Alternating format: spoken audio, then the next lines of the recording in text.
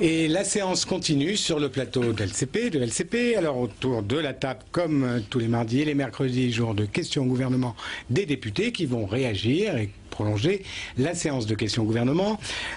Autour de la table, donc, Régis Juanico, député socialiste de la Loire. Bonjour. À vos côtés, Roland Museau, le député communiste des Hauts-de-Seine et président du groupe CDR. Bonjour. Face à vous, Francis Ilmeyer, le député Nouveau Centre du Haut-Rhin. Et Philippe Cochet, député UMP du Rhône. Bonjour. Alors, la séance a été au fond peut-être un peu moins animée que ce à quoi on s'attendait, mais dans les chapitres abordés, il y a eu ce qu'on attend pour demain, c'est-à-dire le sommet social. Alors, au départ, c'était qualifié de sommet social tout simplement. Depuis quelques jours, et même auparavant, le Premier ministre notamment a parlé de sommet de crise. Alors, qu'en est-il exactement? Que peut-on en attendre? Les députés autour de nous vont en parler. Mais je vous propose d'écouter ce qu'en a dit le ministre du Travail, Xavier Bertrand. Ce sommet pour l'emploi ne sera pas un sommet seulement pour se réunir. Ça sera un sommet pour prendre des décisions. L'activité partielle, la formation des demandeurs d'emploi, ce sont donc d'ailleurs des idées de bon sens, puisque même M. Hollande, pour une fois, a eu les idées claires. Il est vrai qu'il a dû écouter le président de la République le 31 décembre et qu'il a dû aussi reprendre les propositions du gouvernement. Vous pouvez critiquer, sur place, vous n'agissez pas, nous on avance. Voilà, hein, c'est un peu la tonalité. Côté gouvernement, on met en avant ce rendez-vous comme un rendez-vous important avec des propositions. Côté opposition, on est plutôt soit au mieux sceptique, au pire très critique. Alors Roland Museau, par exemple, vous en attendez quoi de ce sommet social ? Nous en attendons bien autre chose que ce qui est déjà dans la presse au quotidien. Je crois que ce sera avant tout, malheureusement pour nos concitoyens, un sommet de destruction sociale, puisque ce qui est esquissé, eh bien, c'est la TVA qui pénaliserait par sa hausse, qui pénaliserait les revenus les plus modestes et les couches moyennes. C'est une extension de la CSG et son alignement sur le même taux salariés et retraités, donc qui pénaliserait des millions de nos concitoyens. Et puis c'est une déréglementation générale, point d'orgue final du temps de travail avec la casse définitive des 35 heures. Voilà, en clair, donc il n'y a rien de bon à attendre. Et je crois que ça faisait des mois et des mois que nous demandions un sommet social et que les syndicats de salariés le demandaient. Ils ne l'ont jamais obtenu, ils l'ont dans une période préélectorale. Alors on va rejoindre Fernand Tavares, et aux côtés de Fernand Tavares, il y a Nadine Morano, ministre chargée de l'apprentissage et de la formation professionnelle. Vous avez entendu sur les attentes, quand vous les attentes ou comment on envisage le sommet social de demain, certains sont carrément critiques. Alors sur le sommet social, on va commencer par cette question-là qui vient d'être évoquée par les parlementaires sur le plateau de LCP. Un certain nombre de questions se posent. Pourquoi ce sommet social demain? On a entendu le Premier ministre donner des explications, le ministre du Travail aussi, mais ça veut dire qu'après sommet social, il va falloir peut-être légiférer, mais en l'état actuel des choses, ça veut dire qu'il va falloir légiférer longtemps, peut-être jusqu'à la veille du premier tour des présidentielles. Nous travaillerons jusqu'au dernier moment. Vous savez, nous sommes dans une situation de crise, ça n'a pas échappé à nos concitoyens. Et ce sommet ne sera pas un sommet social destiné à prendre des mesures uniquement structurelles d'accompagnement, mais bien un sommet pour et contre la crise. Nous allons devoir travailler avec les partenaires sociaux à trouver des mesures à la fois conjoncturelles et des mesures structurelles. Nous voyons bien que la problématique de notre pays sur l'emploi, c'est que le coût du travail est trop important, nuit à notre compétitivité, et donc nous voyons bien que la réponse que nous devons apporter demain, après cette rencontre avec les partenaires sociaux, doit permettre de créer de l'emploi dans notre pays, doit permettre de plus taxer les produits importés, doit permettre aussi d'améliorer notre compétitivité et donc de nous permettre d'exporter. Madame Morano, vous êtes originaire de la région Lorraine, vous êtes une élue de Lorraine et tout ce qui concerne la Lorraine vous touche au premier chef. Aujourd'hui, François Hollande est à Gandrange. Le chef de l'État y est allé il y a quelques mois sur le site d'ArcelorMittal. Il s'est engagé à sauver en quelque sorte un certain nombre d'emplois. Aujourd'hui, les socialistes et François Hollande disent non, Gandrange, c'est le symbole de l'échec de Nicolas Sarkozy et des promesses non tenues. Écoutez, ce qui serait bien, ce serait de poser la question à Jack Lang. Vous savez, Jack Lang qui a bien connu François Mitterrand et qui est candidat maintenant dans les Vosges. En 1984, à l'époque, François Mitterrand était président de la République. Il était venu faire des grandes promesses à tous les ouvriers dans la sidérurgie lorraine et nous n'avons rien oublié. Il y a eu le plan acier, la plus grande saignée dans la sidérurgie que la France ait connue. Aucun ministre socialiste ne s'est déplacé jamais en Lorraine, se contentant de nommer un préfet en charge de l'accompagnement, de la désindustrialisation à ce moment-là de la sidérurgie, c'était Jacques Chérec. Et lorsque nous avons connu des difficultés dans la région Lorraine, Nicolas Sarkozy est venu rencontrer les ouvriers le 4 février 2008. Il est revenu en 2009, une année après, dans la mairie de cette même commune. Mais leurs promesses tenues ou non tenues?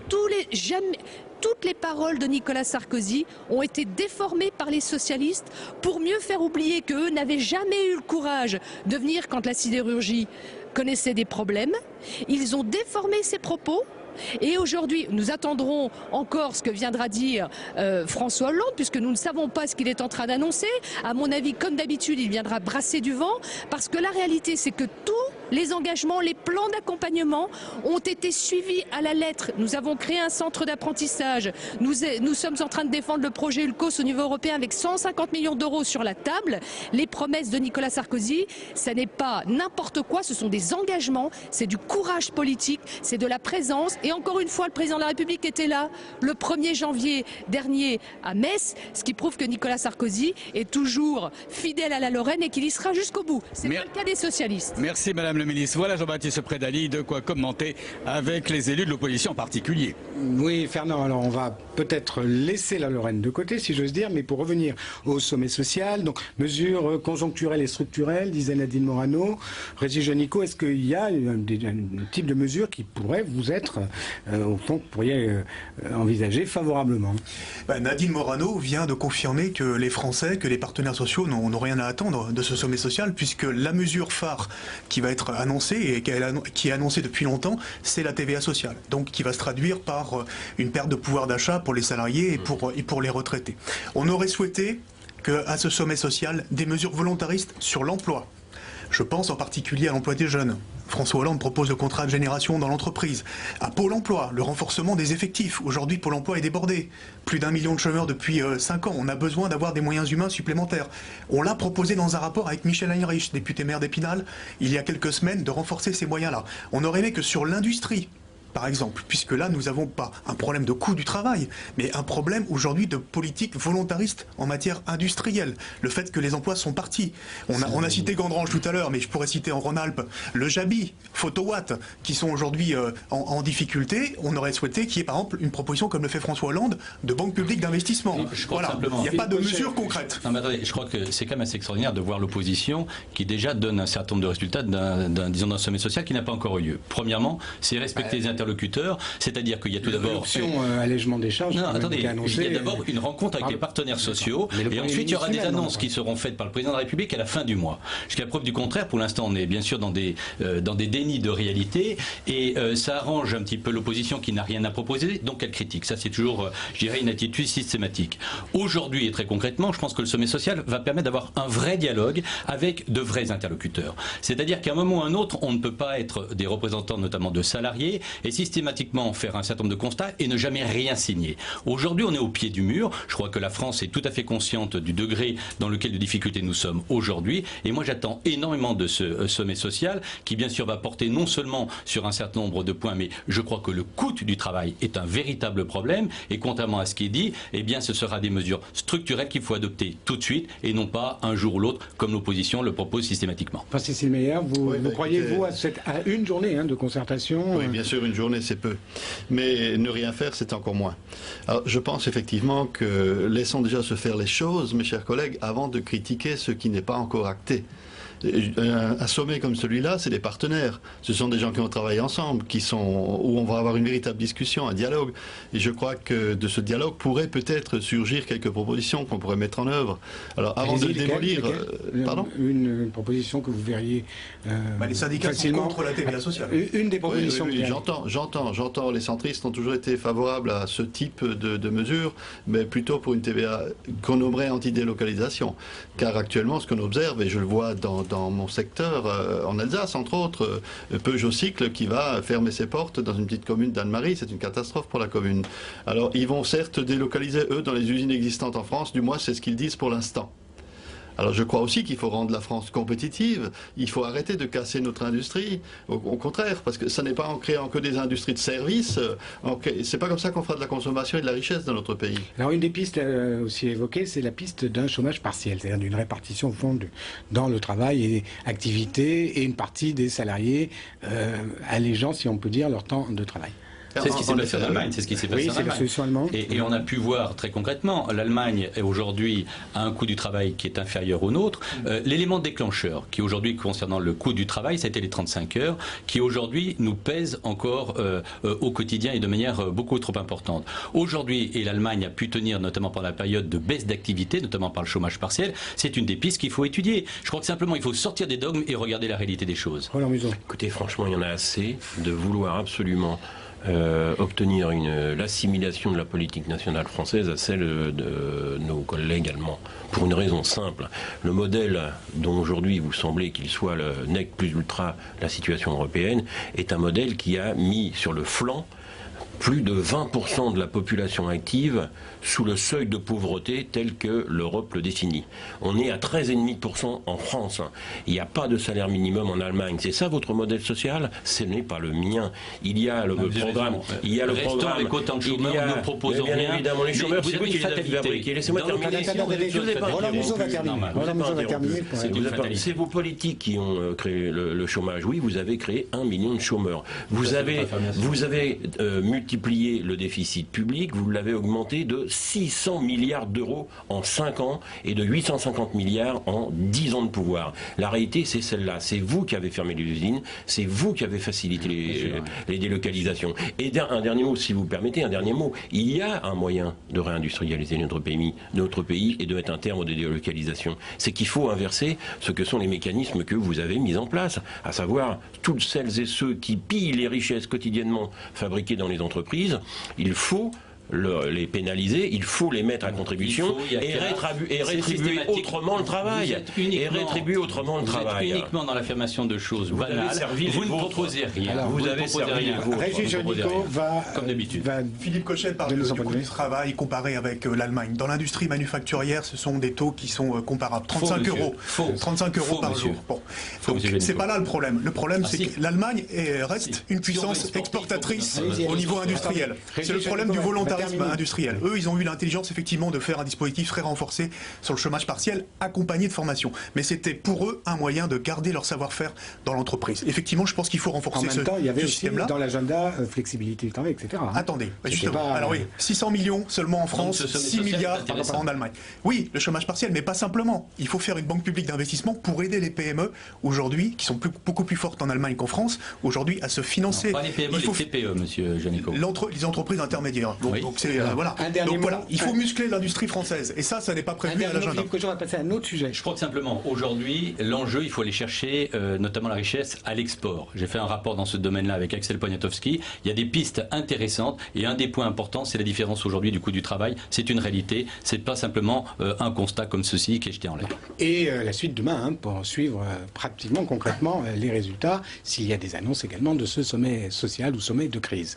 L'autre sujet, un des sujets abordés dans l'hémicycle, a été évidemment le sujet dont on parle depuis vendredi, qui a rebondi en quelque sorte hier, la notation de la France par des agences de notation financière et la perte du AAA par une de ces agences, l'agence Standard & Poor's. Alors on va écouter simplement François Fillon, le Premier ministre, qui s'est exprimé plus largement autour de cette question, mais là qui abordait la question des déficits. On l'écoute.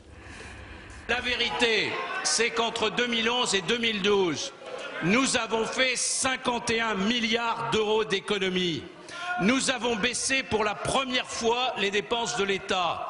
Nous avons diminué pour la première fois la masse salariale de l'État. Et en 2011, nous avons réduit le déficit public de 30 milliards d'euros. Aucun gouvernement n'en a jamais fait autant sous la Ve République.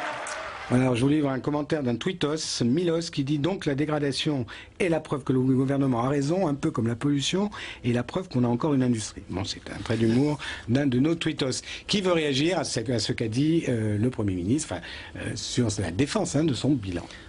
Écoutez, défense du bilan. Moi, tout d'abord, je trouve que c'est une très bonne nouvelle.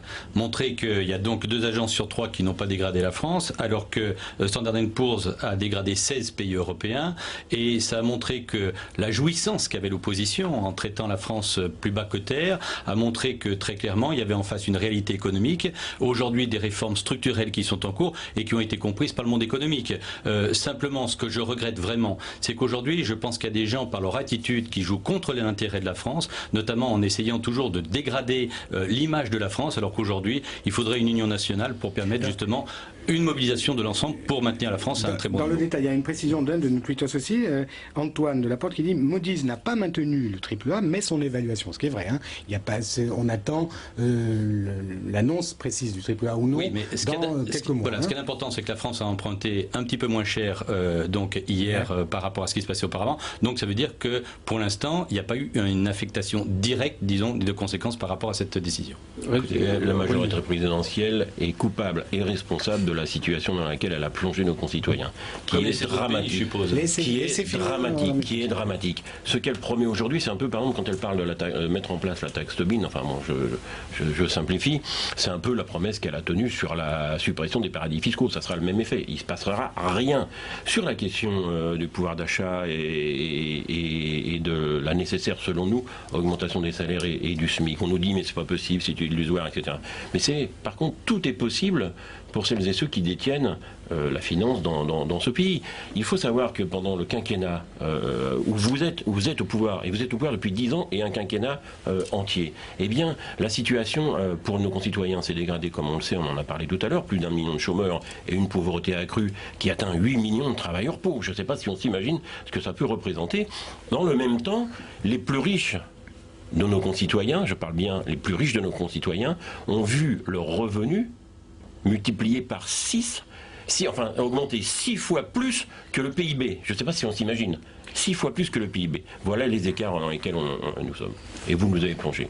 Mais qu'est-ce que vous proposez comme solution? Non, attendez, vous êtes au pouvoir. Si vraiment vous savez quoi faire, partez tout de suite. On gagnera 6 mois. Partez tout de suite. Allez-y, oui, je suis désolé. On peut certes critiquer, et c'est vrai. Je veux quand même relever les propos du Premier ministre lorsqu'il dit que, quelle que soit la notation, nous ne changerons pas d'un iota la politique que nous sommes en train de mener. Il est vrai que nous sommes en crise, mais nous ne sommes pas le seul pays en crise. Vous ne pouvez pas dire le contraire. Mais tous les pays qui mènent la même politique que vous sont dans la même situation, et c'est normal. Quel est votre modèle, puisque bien évidemment que si. Vous critiquez notre modèle quand on parle de l'Allemagne. Je vous rappelle que l'Allemagne est quand même sortie d'une réunification qui a été un véritable exploit. Ça n'a pas été facile ce qu'ils ont fait. Aujourd'hui, vous avez quel modèle, vous, de pays? Moi, je ne présente aucun modèle. Moi, j'ai un programme. C'est pas pareil. Je cherche pas un modèle. C'est ce que je demande. C'est le programme du Front de Gauche. Je vous l'offrirai, ça coûte 2 €. Du communiste ou du Front de Gauche? Parce qu'on a du mal à savoir. Du Front de Gauche. Du Front de Gauche. Je voudrais qu'on revienne à une discussion plus directement. Ah bah, je ne sais pas. Régis Janicot, un mot là-dessus. Je crois qu'on n'a pas besoin du verdict des agences de notation pour tous constater la faillite du bilan de Nicolas Sarkozy depuis 5 ans. 600 milliards de dettes en plus, 75 milliards de déficit commercial, et puis surtout, ce qu'il a oublié de mentionner quand il dit on a fait des économies sur les dépenses de l'État, sauf qu'ils ont vidé les caisses en même temps, avec 75 milliards d'euros de cadeaux fiscaux aux plus riches, l'impôt sur les grandes fortunes l'an dernier.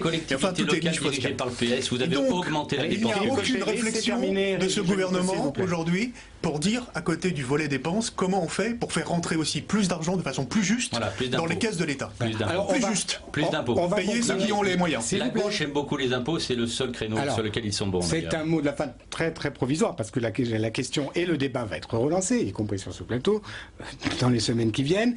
Le dernier sujet qu'on va aborder, c'est la délinquance, ou plutôt les chiffres de la délinquance tels que le ministre de l'Intérieur les a présentés ce matin et les a présentés à nouveau, si on peut dire, devant les députés cet après-midi. Alors une baisse présentée de la délinquance générale, présentée de 0,34%. On ne va pas se lancer dans des querelles de chiffres, parce que les experts divergent quant aux manières même d'appréhender les faits de délinquance, etc. Je voudrais qu'on écoute d'abord Claude Guéant, le ministre de l'Intérieur. Effectivement, en 2011, pour la 9e année consécutive, la délinquance a été en recul dans notre pays. 12 000 faits de moins. Depuis 2002, elle a baissé de 16,5%, soit de 678 000 faits exactement. En 2011, dans 38,6% des cas, les auteurs de crimes et de délits ont été arrêtés et déférés à la justice. C'est 50% de plus qu'il y a 10 ans. Et si l'on va dans le détail, selon la nomenclature qui nous est proposée par l'Observatoire national de la délinquance, qu'observe-t-on en 2011? Les atteintes aux biens sont en baisse, une fois de plus. Les infractions économiques et financières sont en baisse. Les atteintes violentes à l'intégrité physique des personnes sont stabilisées. Alors Philippe Cochet, ça c'est défense et illustration de son bilan par le ministre de l'Intérieur lui-même. La gauche pointe par exemple une hausse de 15% des cambriolages et une hausse notamment de violence contre les personnes. Est-ce que le bilan de Claude Guéant, comme ça, est-ce qu'il est tout d'une pièce? 9 années de baisse, c'est un résultat. Simplement, quand c'est positif, il faut toujours trouver un tas de domaines pour que justement essayer d'amoindrir ce résultat. C'est un résultat excessivement positif. D'ailleurs, à tel point, c'est qu'aujourd'hui, ça ne devient plus un sujet d'enjeu pour les élections présidentielles. Ça veut dire que le travail a été fait. On peut toujours faire mieux, on doit toujours faire mieux dans ce domaine-là. Mais je crois que c'est un vrai résultat positif du gouvernement, notamment depuis 9 ans. Museau, la délinquance ou la sécurité ou l'insécurité n'est plus un thème moi, quand j'entends de débat. Claude Guéant, j'ai l'impression que c'est les clones de Pinocchio. Il raconte des choses auxquelles personne ne peut croire. Les gens, nos concitoyens, dans la vraie vie, la leur, celles qui vivent au quotidien, sont confrontés à des difficultés qui sont elles-mêmes nourries par les difficultés sociales gigantesques, ce qui est un terreau magnifique pour les questions de cette nature, pour le développement de ces questions-là. Mais la réalité, c'est que, je vais vous donner ma circonscription. 3 grandes villes. Dans mon commissariat, 40% d'effectifs en moins. Dans la ville de Colombes, 35% d'effectifs en moins. On rappelle que c'est les Hauts-de-Seine, les Gennevilliers. Dans les Hauts-de-Seine, dans le département. Et 700 000. Laissez-moi finir.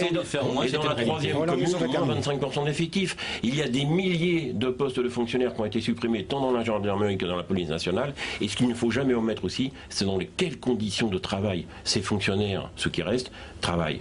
Ils sont dans une insécurité permanente dans l'exercice de leur mission. Ça, vous n'en parlez jamais. Surtout quand la gauche refuse l'installation de caméras vidéo. Et bien sûr. Un mot, Francis Meyer, s'il vous plaît. C'est une réalité. Attendez, Francis Meyer parle de son vécu sur son territoire. Je parle du vécu sur mon territoire. Effectivement, je constate également dans ma commune une grosse diminution des faits délictuels, mais aussi une résolution plus importante des faits. Alors peut-être que les moyens ont évolué en termes de police scientifique, certainement, on peut l'espérer, mais je ne vois pas la critique. Effectivement, la baisse est effective. La baisse est effective. Et croyez-moi, à Mulhouse, il y a des quartiers très difficiles, vous le savez. Nos concitoyens ne constatent pas cela. Et ce qu'ils constatent surtout, c'est pas la diminution des faits ou de la résolution des faits, c'est qu'on les dissuade de porter plainte souvent, et surtout la diminution des moyens. C'est grave ce que vous dites. Oui, on les dissuade. Quand on ferme des bureaux de police, effectivement, quand on les envoie à 15 ou 20 km, effectivement. Et donc aujourd'hui, le problème, c'est la diminution des moyens humains. 14 000 postes supprimés dans la gendarmerie et dans la police. Aujourd'hui, la police n'a plus les moyens. Et d'ailleurs, l'échec total de Claude Guéant, et il est clair, il est venu dans une centrale nucléaire il y a quelques jours en Rhône-Alpes pour dire que même la sécurité des centrales nucléaires n'était pas assurée. Oui, mais avec les Verts, ça sera le dernier mot. Ce sera le dernier mot. Merci à tous. Merci à tous d'avoir participé à cette émission. Rendez-vous demain pour une autre séance continue sur LCP. Merci de votre fidélité.